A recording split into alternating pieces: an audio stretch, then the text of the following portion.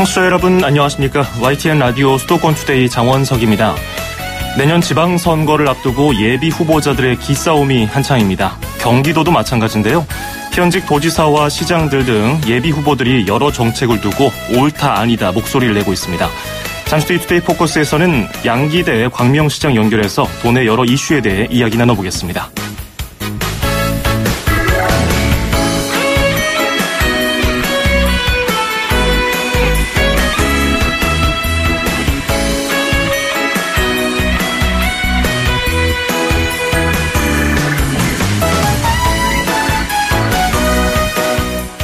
오늘 아침 앵커가 뽑은 수도권 뉴스입니다. 서울시가 성북구 정릉로 국민대 입구에서 내부순환로 마장 방면, 북부 간선도로 태릉 방면으로 진입할 수 있는 내부순환로인 국민대 입구 진입 램프를 오늘 오후 3시부터 전면 개통한다고 밝혔습니다. 국민대 입구 진입 램프는 정릉동, 성북동, 미아동 주민들이 멀리 월곡 램프나 하월곡 램프를 이용하던 불편을 줄이기 위해서 만들어졌는데요. 지난 2013년 12월에 착공에 들어갔으니까 4년 만에 개통되는 겁니다. 이 부근 교통정체가 다소 풀릴지 기대가 됩니다. 백스트리트 보이스의 As Long As You Love Me 띄워드리면서 2017년 12월 15일 수도권 투데이 시작합니다.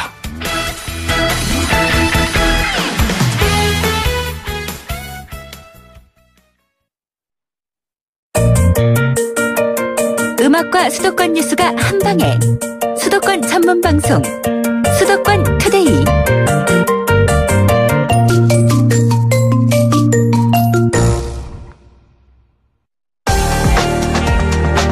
투데이 포커스. 내년 6월 지방선거를 앞두고 여러 예비 후보들이 슬슬 시동을 거는 모습입니다. 특히 치열할 것으로 보이는 경기도지사 자리를 놓고서 예비 후보들이 정책 대결을 펼치고 있는데요. 오늘은 예비 후보로 거론되고 있는 인물 중에서 양기대 광명시장 연결하겠습니다. 시장님 안녕하세요. 안녕하세요. 양기대입니다. 예. 자, 이번 주에 논란이 됐던 이 한 문장에 대한 얘기부터 시작을 해보겠습니다. 네. 저는 내일 경기도를 포기하겠습니다. 지난 12일 남경필 경기도지사가 SNS에 남긴 글인데요. 네. 논란이 커지니까 강력한 경쟁력을 가진 초강대 도시를 육성해야 한다. 광역 소울도를 만들자는 얘기다. 이런 해명을 했는데요. 여기에 대한 견해 시장님 어떻게 갖고 계십니까? 저도 이미 노이즈 마케팅을 위한 원맨쇼라고 저도 좀 따끔하게 일침을 했지만요. 예. 우리 경기도도 보니까 정치권뿐만 아니라 실제 도민들도 반응이 참 싸늘합니다. 특히 이렇게 경기도를 포기했다고 경솔하고 자극적인 멘트로 인해서 본질인 수도권 규제 문제가 묻혀버렸어요. 예. 경기도의 최대 현안 중에 하나인 수도권 규제 개선을 원하는 도민과 또 각 시군의 입장에서 보면 일종의 배신감을 느낍니다. 그래서 이렇게 남지사가 좀 가벼운 행동을 하는 걸 보면 그가 과연 이 1,300만 경기도민의 민의를 제대로 받드는 도지사로 자격이 있는지 이렇게 또 의문이 들게 했습니다. 예. 그런데 또 어떻게 보면은 시장님께서는 원맨쇼다, 노이즈 마케팅 그만해라라고 지적을 하셨지만 다른 이슈들을 싹 묻어버리는 노이즈 마케팅의 성공 사례 아닌가요? 어떻게 보십니까? 그러나요. 정치는 진정성을 가지고 또 도민을 위해서 해야죠. 만약 예. 경기도라는 게 지금 교통 문제라든지 청년 실업 문제라든지 또 이런 수도권 규제 문제 이런 게 많이 있지 않습니까? 예. 근데 그런 것들을 먼저 좀 해결을 하고 그렇게 한다면 그나마 더 줄만한데 그렇게 그냥 너무 심하게 앞서가니까 좀 많은 분들이 우려를 많이 합니다. 그리고 또 그렇게 정말 모든 것들을 이렇게 잘 풀려고 한다면 당장 남지사가 할 일이 뭐겠습니까? 일단 2020년에 제3차 수도권 정비 종합 계획이 종료가 됩니다. 예. 그래서 이거에 대한 종합 대책을 마련하는 게 도지사가 가장 먼저 해야 할 일인데요. 이건 뭐냐면 이제 국토부가 앞으로 향후 20년간 수도권 규제에 대한 내용을 담을 제4차 수도권 정비 종합 계획을 준비를 하고 있는데 예. 이러한 정부의 마스터 플랜에 대해서 도가 규제 혁파를 좀 어필하고 또 그것을 바꾸는데 최대로 힘을 모아야 하지 않겠습니까? 이렇게 예. 진정으로 뭔가를 눈앞에 닥친 일을 해야 할 텐데 그것은 제쳐두고 좀 엉뚱한 그런 발상을 하니까 참 기가 찰 것이다 이런 반응이 있습니다. 예. 자, 양기대 광시장께서는 이제 내년 지방선거에 경기도지사로 출마할 것이다, 이런 얘기가 계속해서 나오고 있거든요. 근데 가을쯤에 출마 선언하겠다, 이렇게 말씀하셨다가 12월 중순에 하겠다 미뤄오셨는데 오늘이 12월 15일 딱 중순이거든요. 어떻습니까? 확실하게 경기도지사 출마하십니까? 네, 그렇습니다. 이제 결심은 끝났고요. 예. 출마 시기를 연내에 할 건지 1월 중에 할 건지를, 왜냐하면 정치라는 게 여러 상황들과 또 제 나름대로의 준비 상황들, 또 경기도민과 또 지역 주민들의 여러 가지 이해를 좀 반영할 부분이 있지 않겠습니까? 예. 그래서 아무튼 지금 이제 경기도가 혁신 성장을 위한 새로운 중요한 갈림길에 서 있다고 보고, 또 이렇게 저같이 도시 경영 능력과 또 지방 분권 시대에 검증되고 또 비전 인물이 필요하다는 그런 시대 흐름에 따라서 준비를 다 끝냈습니다. 그래서 조만간에 경기도의 미래의 비전 이런 것들 좀 소상히 말씀드리겠습니다. 예, 이미 결심은 굳히셨고 이제 발표만 남겨놓고 계시는군요. 네. 조금 전에 말씀하신 것처럼 도시 경영 능력, 광명시장으로서 두 번째 임기를 지금 지내고 계시고요. 7년 반 정도 됐나요? 네, 그렇습니다. 예, 이 기간 동안 지자체장으로서 역할 수행을 하고 계시는데. 이제 현실적인 문제를 보면은 여권에서만 보더라도 이재명 성남시장, 최성 고양시장, 전해철 민주당 의원, 안민석 민주당 의원 등이 거론이 되고 있는데 민주당 내 경선을 통과해도 남경필 지사라는 또 벽이 있고요. 일단 당내 경선 통과 가능성은 어느 정도로 보고 계십니까? 저는 광명, 동굴 등 도전과 성공의 DNA가 저한테 있다고 좀 생각하고 있습니다. 예. 특히 이미 내년부터는 이제 지방 분권, 자치 분권 시대가 본격화되면서 저 같은 풀뿌리 민주주의를 실행하는 기초단체장 출신들이 다음 경기도 도지사에 굉장히 바람직하다, 이런 여론도 있다고 생각하고요. 또 한 가지는 이미 문재인 대통령이 적폐를 잘 청산하고 또 나라다운 나라를 만들어 가고 있는 만큼 이제는 정치가 대결과 갈등이 아니라 저 양기대식으로 상생과 협력이 필요한 그런 정치를 해야 한다고 생각합니다. 예. 그동안 안정적이고 또 혁신적으로 또 미래지향적으로 시정을 이끌어 왔는데 이런 것들을 도정에 또 접목시켜서 한번 해보야겠다는 의지가 있고, 또 이런 것들을 앞으로 우리 민주당원과 또 경기도민들의 평가를 한번 받아보고 싶습니다. 예. 그런데 이제 상대적으로 인지도 면에서 상대적으로 밀리지 않느냐 하는 평가가 있기 때문에 혹시 이를 개선할 만한 어떤 분들은 다소 부정적인 평가를 받더라도 쇼맨십을 보여주기도 하는데 이를 개선할 만한 획기적인 보관이 있으십니까? 저는 이렇게 생각합니다. 예. 지금 높은 인기를 얻고 있는 분들 중에는 TV 인기도 있고 그런데 예. 인기라는 건 바람과 같은 겁니다. 결국은 지금까지 해온 정치에 대한 성과와 진정성 이런 것들이 이제 본격적으로 도민들한테 알리기 시작하면 예. 인지도가 올라가는 것은 오히려 더 쉽고, 또 그것이 어떤 성과와 미래지향적인 그런 비전을 가지고 할 때 도민들이 더 깊은 관심을 가지고 보기 때문에 이제 초반이니까요. 예. 지켜봐 주시면 제가 수익 상승하면서 기대에 부응할 날이 올 거라고 생각합니다. 예. 자, 이어서 지금 현안인 경기도정에 대한 이야기를 좀 해보겠습니다. 어제 열리기로 했던 광역버스 준공영제 시행 협약식을 이제 서면 방식으로 전환해서 체결하기로 했는데요. 광명시는 애초에 시내버스 준공영제와 광역버스 준공영제를 함께 시행해야 제대로 된 버스 준공영제가 된다고 이제 시장께서는 남경필 경기도지사에게 계속적으로 요구를 하신 것으로 알고 있는데요. 네. 일단 지금 상황에서는 광역버스 준공영제 반대 입장으로 돌아서셨습니다. 지금 네, 어떤 견해 갖고 계십니까? 경기도 버스의 공공성을 회복하고 또 도민의 안전을 위해서 버스 준공영제가 필요하다는 것은 저도 동의를 했고, 예. 또 경기도와 함께 나름대로 추진을 해왔습니다. 그런데 그 과정에서 여러 가지 문제점이 발견돼서 이를 지적하고 개선을 하자고 수없이 요구했으나 경기도는 듣지 않았습니다. 무조건 일단 해보자 하는 식으로 여러 가지 문제점에 대해서 전혀 개선을 하지 않았고, 그래서 저희들은 남경필 지사가 이렇게 졸속으로 추진해서 세금만 낭비하고 또 투명하지 않고 또 미래에 많은 예산만 시군이 투여하기 때문에 그런 문제점들을 개선하지 않고는 지금은 동의할 수 없다. 그런 입장에서 저희들은 불참을 통보했습니다. 예, 그러면 지금 어떤 문제점을 보완해야 제대로 된 준공영제가 시행될까요?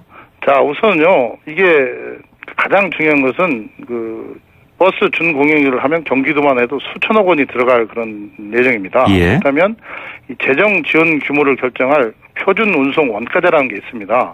이것을 가장 투명하게 해야 합니다. 버스 회사가 얼마가 들어가고 또 얼마를 지원할지 이런 투명성, 이 객관성 이런 것을 해야 하는데 아직 경기도가 그에 대해서 시군과 제대로 협의도 하지 않고 또 자료도 공개하지 않고 있습니다. 또 한 가지는 이 광역버스 준공영제가 시행되면 반드시 일반 버스에 대한 준공영제도 시행할 수밖에 없는데 또 규모가 크죠. 예. 근데 이에 대해서 경기도가 뭐 시기라든지 규모라든지 뭐 앞으로 일정에 대해서 전혀 명확한 입장을 밝히지 않고 있고 또 한 가지는 광역버스를 먼저 하다 보면 일반 시내버스 운전기사와의 처우 문제라든지 이런 노노 갈등도 빚어지게 되고 그래서 정말 이런 여러 가지 문제가 있는데 그냥 밀어붙이는 거예요. 그래서 예.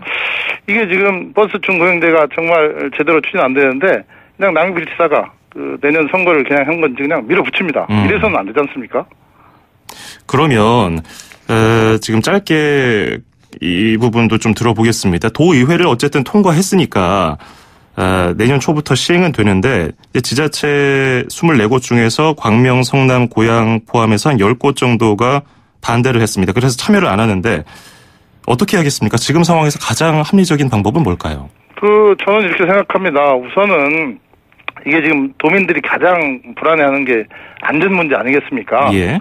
그렇다면 지금 그 안전 문제 중에서도 격일제로 지금 버스 기사분들이 운전을 하는 게 문제인데 예. 우선 이것을 1일 2교대로 하는 그 안전 문제부터 경기도가 30여 개 시군과 협의해서 먼저 시행을 하고 그런 아까 표준 운송 원가의 투명성 문제라든지 예. 이런 여러 가지 문제점들을 조금 더 30회 시군과 도지사가 제대로 한번 모여서 협의를 해서 문제를 해결하는 이게 저는 순서라고 생각합니다. 예, 알겠습니다. 오늘 말씀 잘 들어봤고요. 앞으로도 경기도 발전을 위해서 어떤 또 발표를 하실지 기대를 해보겠습니다. 고맙습니다. 네, 감사합니다. 네, 지금까지 양기대 광명시장이었습니다. 수도권에서 일어나는 모든 소식을 함께합니다. 수도권 투데이. 길에서 보고 듣는 세상, 뉴스에서 접한 궁금한 점들, 운전하면서 겪는 희로애락, 생활 속 이야기를 풀어주세요. 세상 사는 이야기 함께 나눠보는 운수대통, 만사형통, 통통 메시지. 저는 26살 4학년 2학기 재학 중인 대학생이고요. 학교 인근이나 주변에 개인 임대가 할 수 있는 주택이 너무 가격이 비싸다 보니까 서울시에서 지원하는 쉐어하우스가 더 많아졌으면 좋겠고 청년들에게 바로 직접적으로 주거 비용이 해결됨으로써 그런 부분에서 이런 쉐어하우스가 더 많아졌으면 좋겠어요. 이제 쉐어하우스 선택한 이유는 아무래도 비용적인 측면이 가장 컸던 것 같습니다. 취업 준비하려면 보통 다 취준생들 종로나 명동 이런 쪽에서 취업 스터디를 많이 해가지고 강남이나 교통이 편리해서 이쪽으로 나오게 됐어요. 취업 준비하다가 이제 취업이 돼가지고 이 동네가 되게 교통도 편하고 회사도 이쪽에 가까워가지고 아마 여기 살 수도 있을 것 같아요. 서울 쪽에 집이 없고 그래서 올라온 사람들 많은데 비슷한 나이대 똑같은 성이고 다 뭐 취업 준비하거나 아니면 사회 초년생분들이셔가지고 그런 점이 장점인 것 같아요. 같이 지내다 보면은 한 번씩 말도 섞고 이러면서 그런 게 되게 힘이 되는 것 같아요. 서울시에서 직접적으로 청년들에게 주거 지원금, 주거비 이렇게 지원 명목으로 비용을 이렇게 한 달에 얼마씩 지원해주면 더 좋을 것 같아요. 운수대통 만사형통 통통 메시지. 오늘은 대학교 4학년이라고 밝히신 청취자분의 의견이 도착했는데요. 서울시 주거정책과 관련한 의견을 본인의 입장을 담아서 말씀해 주셨습니다. 그렇죠. 청년들의 주거비용 걱정을 덜 수 있는, 부담을 덜 수 있는 정책을 원한다. 쉐어하우스가 더 늘어났으면 좋겠다. 이런 얘기를 해 주셨는데요. 그래요. 여러 세대들이 다양한 각자마다의 걱정을 갖고 있지만 청년들의 걱정은 좀 더 와닿기도 하죠. 제가 이들과 비슷한 세대이기도 하거니와 이제 앞으로 나아가야 할 미래가 많은데 원동력을 일찌감치 상실하는 건 아닌지 이런 우려가 되긴 합니다. 모쪼록 우리 청년들 20대 초반 이런 학생들이 꿈을 펼칠 수 있는 정책 계속해서 나왔으면 좋겠습니다. 자, 수도권 투데이 운수대통 만사형통 통통 메시지에 참여하시면요. 듣고 이해하고 말할 수 있는 영어 소원 영어에서 온라인 강의 수강권, 그리고 허벌라이프에서 식사 대용 쉐이크 포뮬라1 건강한 식사와 쉐이커를 드리겠습니다. 짧은 문자 50원, 긴 건 100원이 드는 샵 0945, 우물정 0945번으로 많이 보내주시기 바랍니다. 잉글랜드 앤 존 포드 콜리의 Love is the Answer 듣고 2부에서 뵙죠. 2,500만 수도권 청취자를 위한 모든 소식이 한자리에 YTN 뉴스 FM 수도권 투데이. FM 94.5MHz YTN 뉴스 FM 수도권 투데이 2부 듣고 계십니다. 저는 아나운서 장원석입니다. 광고 전해드리고요. 잠시 뒤에 수도권 행정탐방 그리고 투데이 안전톡톡으로 이어갑니다. 서울, 경기, 인천, 찍고! 수도권 정부의 핵심이 바로 여기에 수도권 행정탐방. 수도권 행정탐방 인천광역시 소식 들어보겠습니다. 인천시 이종우 방송팀장이 연결되어 있습니다. 팀장님 안녕하세요. 안녕하세요. 예, 10월 인천의 실업률이 올해 최저 수준 3.8%를 기록하면서 점차 인천 일자리 상황이 나아지고 있다는 소식이 들리고 있는데요. 지난 12일에 잡스 인천이 개소를 했다고 하는데요. 잡스 인천이 뭡니까? 네, 지난 12월 12일 날 개소한 잡스 인천은 일자리를 지원하고자 인천시가 마련한 공간인데요. 간단히 설명드리자면 취업, 창업, 종합 지원센터라고 보시면 이해가 쉽겠습니다. 뭐 여러 가지 의미를 또 담고 있는 것 같은데요. 뭐 취업 문제를 비롯해서 인천시에서도 다양한 일자리 지원 정책을 고심해서 마련하고 또 추진하고 있는 것으로 알고 있는데요. 어떤 역할을 하게 됩니까? 예, 앞서 말씀드린 것처럼 잡스 인천은 일자리를 구하는 데 도움이 되는 정보를 지원하는 소통 공간인데요. 이곳에서는 인천시와 중앙정부의 일자리 지원 정책을 많은 시민들이 쉽게 이해할 수 있도록 정보로 제공할 뿐만 아니라 3명의 진로 컨설턴트가 상주하고 있어 직접 진로 컨설팅을 받을 수도 있습니다. 또한 잡스 인천 내 스터디룸, 세미나실, 상담실 등의 취업 지원 공간도 마련되어 현장 전문가의 특강은 물론 스터디와 동아리 모임 장소로도 활용할 수가 있습니다. 잡스 인천에는 그러면 누구나 이용을 할 수 있고 또 누구에게나 열린 공간이 되는 것인데요. 어디로 찾아가면 될까요? 예, 청소년, 청년, 여성 등 시민 누구나 일자리 정보가 필요하신 분들은 이용할 수가 있고요. 예. 잠시 휴식을 취하는 공간으로 활용하셔도 괜찮습니다. 잡스 인천의 위치는 인천시 남동구 9월동 로데오 거리라는 거리가 있는데요. 링크 126 빌딩 건물 2층에 있습니다. 참고로 평일에는 10시부터 오후 9시까지, 토요일은 10시부터 오후 5시까지 이용할 수 있고요. 자세한 내용은 032-438-3007번으로 연락하시면 안내를 받으실 수 있겠습니다. 예, 9월동 로데오 거리에 있는 잡스 인천, 인천 지역번호 032-438-3007번, 438-3007번으로 연락하시면 되겠습니다. 자, 다음 소식도 들어보죠. 인천시가 시립미술관 건립사업으로 뮤지엄 파크를 조성 중인 것으로 알고 있는데요. 이번에 미술과 관련한 강연회도 있다고 하는데 소개 부탁드리겠습니다. 네, 그렇습니다. 인천시는 구도심권인 남구 하객동에 미술관과 박물관 등 문화 집적 시설로 뮤지엄 파크 건립을 추진 중인데요. 다가오는 12월 19일인데요. 미추홀 도서관에서 유럽 미술과 여행을 주제로 유럽 미술관 산책이라는 강연회가 개최될 예정입니다. 강연회를 진행하실 분은 나라를 설레게 한 유럽 미술관 산책을 집필한 최상훈 작가인데요. 이분은 원래 미술 전공한 분은 아니지만 미술 작품을 찾아다니는 여행을 소개하는 분으로 잘 알려진 분이기도 합니다. 오히려 미술을 전공하지 않는 미술 전문가라서 강연회에 참여하신 시민들을 아주 쉽게 미술의 세계로 인도해 주리라 기대됩니다. 예, 인천이 서울과 근접한 이유 때문일까요? 이런 공공미술관이라든지 예술 관련 시설이 많지 않은 것으로 알고 있는데요. 많은 분들이 또 관심이 있으실 것 같아요. 강연 내용은 어떤가요? 예, 유럽의 미술관 여행에 대해 소개해 주기로 하셨는데요. 이탈리아 피렌체의 우피치 미술관을 비롯해 유명한 바티칸 시스타나 예배당, 스페인의 가우디 건축물 등 이미 너무 잘 알려져 있어서 친숙하지만 또 흥미롭게 듣게 되는 유럽의 유명한 미술관과 소장 작품들에 대해 맛깔난 해설을 해주실 겁니다.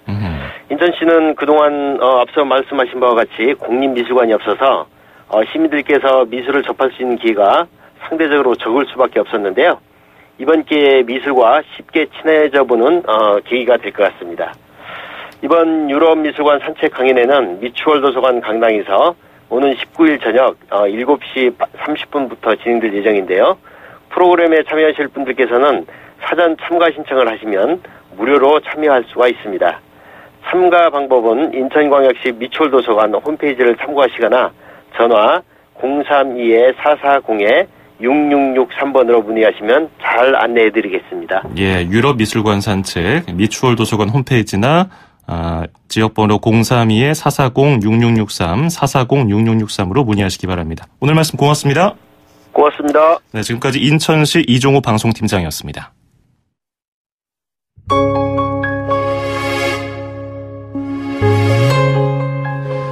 조안나 왕의 I love you 듣고요. 투데이 안전톡톡으로 이어가죠.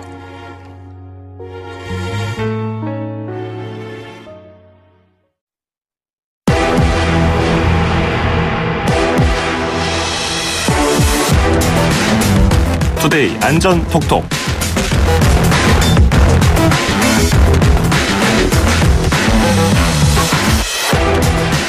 언제 어디서 무슨 일이 벌어질지 어떤 사고가 닥칠지 모르는 세상입니다. 내 주변 과연 365일 안전하다고 할 수 있을까요? 내 몸은 다른 사람이 아닌 내가 지켜야 합니다. 알아두면 좋을 안전상식, 익혀두면 도움될 안전팁을 모아서 전달해드리는 금요일 코너 투데이 안전톡톡입니다. 자, 오늘도 서울 양천소방서의 이혜지 반장 연결하겠습니다. 안녕하세요. 네, 안녕하세요. 예, 이번 주 날씨 오늘 어제부터는 조금 풀렸습니다만 굉장히 추웠는데요. 한파주의보까지 내려졌고요. 네, 이제 올 들어 한파주의보였죠. 안 그래도 한파주의보로 소방서 직원들도 바쁘게 일하고 있어요. 한파주의보가 내려오면 비상 근무체제에 돌입하는데요. 당직서는 이제 직원들도 보강하고 외부 출동 부서들은 한파 시 사고가 많이 발생할 지역, 현행 질환에 취약한 어르신분들이 많은 곳 등을 지어 순찰을 합니다. 또 이런 각종 응급처리 물품과 난방 장치를 갖춘 현장 밀착형 한파 119 순회 구급대도 있는데요. 어르신 복지시설, 공사장, 지하보도, 공중화장실 등 야외, 취약지역 등을 순찰하면서 한파에 노출된 환자들에게 응급처치를 합니다. 이외에도 소방에서 또 불이 나면 가장 필요한 물, 이제 소화전 등의 소방 용수가 얼지는 않았는지, 배관이 동파되진 않았는지 점검도 하고요. 예, 계절별로 쉴 틈 없이 항상 할 일이 또 생기는군요. 네. 자, 그런데 땅이 얼어붙으면서 빙판길에 넘어지는 사람이 다쳐서 출동하는 경우도 꽤 있죠. 네, 그렇죠. 이제 빙판길에 교통사고 출동도 많고 넘어져 119에 신고하는 경우도 많은데요. 넘어진 걸로 119 신고는 과한 거 아니야? 이렇게 생각하실 수도 있는데 예. 실제로 이제 신고 현장에 나가보면 응급실 이송이 필요할 정도로 다치시는 분들이 정말 많습니다. 작년 지하철 입구에 넘어진 환자 신고를 받고 출동했던 게 기억이 나요. 젊은 여자분이셨는데 이제 넘어져 발목이 아프다고 하시더라고요. 발목을 보니까 이제 변형이 보여서 부목을 대고 이송을 했죠. 발목 골절이었습니다. 아유. 휘어져 있는 환자 발목을 보는데 제가 다 아픈 것 같더라고요. 아유, 얼마나 아팠을까요? 이게 젊은 사람들도 이렇게 빙판에서 넘어져서 발목도 부러지는 일이 발생하는데 상대적으로 뼈가 약한 어르신들은 더 조심해야겠어요. 네, 이제 빙판길은 사실 조금만 부주의해도 아차하는 사이 미끄러지기 쉬워서 남녀노소 가리지 않고 모두에게 위험해요. 예. 하지만 특히나 이제 근력, 균형 감각, 반사 능력이 좀 떨어지는 노년층 어르신 분들에게는 훨씬 취약하죠. 겨울철 빙판, 눈길에 넘어져 다치는 낙상 환자가 한 해 28만 명을 넘어서는데 이 중 65세 이상 노인이 절반가량입니다. 빙판길에 미끄러지면서 손목, 발목, 대퇴골 등이 부러지는 경우가 자주 발생하는데요. 허벅지에 만져지는 대퇴골의 경우 우리 몸에서 가장 큰 뼈예요. 애초에 가장 큰 뼈니 젊은 분들은 잘 부러지지 않지만 어르신 분들은 뼈가 약해져서 이제 낙상에도 대퇴골 골절이 발생하기 쉬워요. 대퇴골 골절은 이제 내부 다량의 출혈이 발생해 생명이 위험해질 수도 있고 치료를 해도 후유증이 큽니다. 이외에도 뭐 주변 나무나 시설물에 넘어지면서 머리를 부딪혀 두피가 뭐 찢어지는 분들도 봤고, 뭐 넘어진 다음날 이제 허리 통증으로 거동이 불편해진 분들도 많고요. 아, 그렇죠. 뭐 허리나 다리 다치면은 일상생활을 거의 못할 정도로 불편해지죠. 몸이 아픈 것도 문제고요. 근데 추워서 손이 시렵게 되니까 주머니에 손 넣고 다니는 분들이 많은데, 미끄러운 길 걸을 때 주머니 손 넣고 걸으면 위험하잖아요. 조심해야겠어요. 그렇죠. 이제 주머니에 손을 넣고 이제 빙판길을 걸으면 이제 균형을 잃기도 쉽고, 또 많이 넘어졌을 때 대처하기가 더 어려워서 더 크게 다칠 수 있어요. 예. 웬만하면 이제 장갑을 착용하고 주머니에 손을 넣거나, 요즘 휴대폰 걸으시면서도 많이 사용하시는데 이동 시에는 휴대폰 사용도 자제해야 합니다. 또 이제 신발도 중요한데요. 출근길에 하이힐이나 이제 구두 신는 분들 많은데, 이런 구두가 빙판길 위에서 가장 미끄럽습니다. 아까 말씀드렸던 여자분도 아침에 이제 출근길 구두를 신고 가시다가 미끄러져 넘어진 사례예요. 겨울엔 뭐 비가 오지 않았더라도 아침 서리가 깔리면서 얇은 빙판길이 생길 수가 있으니, 좀 밑창에는 홈이 많아서 마찰력이 높은 신발, 이제 또 바닥은 되도록 넓고 굽이 낮은 신발을 신는 게 좋겠습니다. 가시는 길이 좀 급하시더라도 빙판길에서는 평소보다 좁은 보폭으로 걸으시고, 되도록 햇살이 비치는 곳, 양지로 걸으세요. 또 이제 어르신분들의 경우에는 평소 규칙적인 운동으로 이제 근육 힘을 기르고 균형 감각을 키워주시는 것도 좋고요. 시력도 이제 정기적으로 검사해서 시력 조절에 적합한 안경 등을 착용해야 합니다. 이제 또 마지막으로 외출 전 드시는 약 중에 뭐 현기증을 일으키는 약을 드셨다면 평소보다 더 조심해서 걷도록 하고요. 예. 오늘 저녁부터 전국에 눈, 비가 내린다고 하는데 빙판길을 애초에 생기지 않게 하는 것도 중요하겠어요.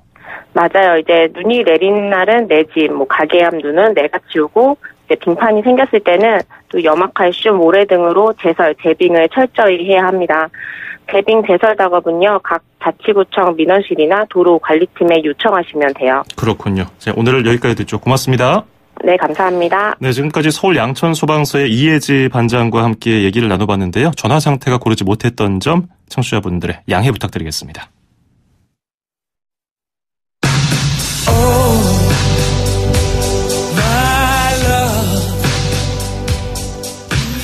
12월 15일 금요일 수도권 투데이 마칩니다.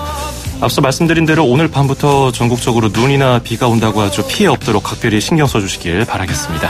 끝으로 퀸의 Thanks God It's Christmas 띄워드리면서 저는 인사드리겠습니다. 다음 주 월요일 아침 9시 10분에 뵙죠. 장원석이었습니다. 고맙습니다.